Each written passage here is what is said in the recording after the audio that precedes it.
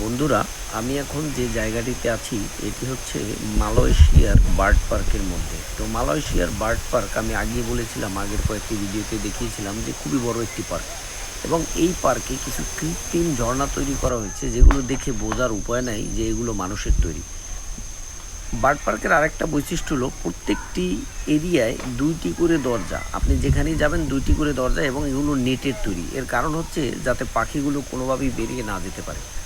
আপনারা দেখেন এই ভিডিওতে একটু দেখা যাচ্ছে ওই যে উপরে নেট দিয়ে পুরো আবৃত করা এই পার্কটা।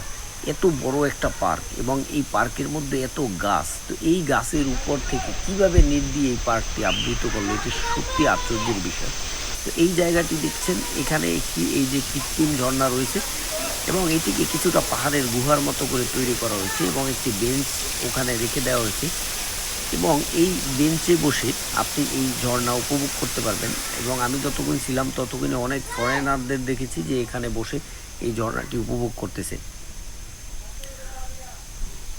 এবং এই ঝর্ণার এত সুন্দর, এত সুমধুর শব্দ আপনাকে মুগ্ধ করবে। এই এরিয়া, স্পেশালি এই এরিয়াটা অনেক কৃত্রিম ঝর্ণা তৈরি করা হয়েছে এই এরিয়াতে, আমি এখন যেখানে আছি। এবং এইখানে যতক্ষণ আপনি হাঁটবেন আপনার কানে শুধু এই যে ঝর্ণার শব্দ। আমার মনে হয় যে আমি এমন কোনো পাহাড়ি এরিয়ায় আছি যেখানে পাহাড় থেকে ঝর্ণা বয়ে আসছে। ঝর্ণাগুলো কৃত্রিম হলেও দেখে বোঝার কোনোই উপায় নাই যে এগুলো মানুষের তৈরি ঝর্ণা। এবং এই জায়গাটি এমনভাবে সুন্দর করে, এত সুন্দর করে সাজানো হয়েছে, মনে হয় যে কোনো পাহাড়ি এরিয়া এবং এই ঝর্ণাগুলো ওই পাহাড় থেকে বয়ে আসা কোনো ঝর্ণা।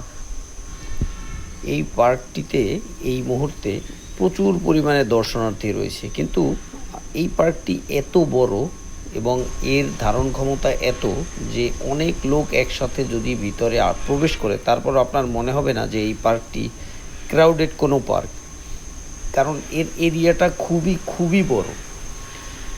তো আমি যখন ঢুকতেছিলাম তখন আমি প্রচুর পরিমাণে দর্শনার্থী দেখছি রাস্তায় এবং গেটের সামনে।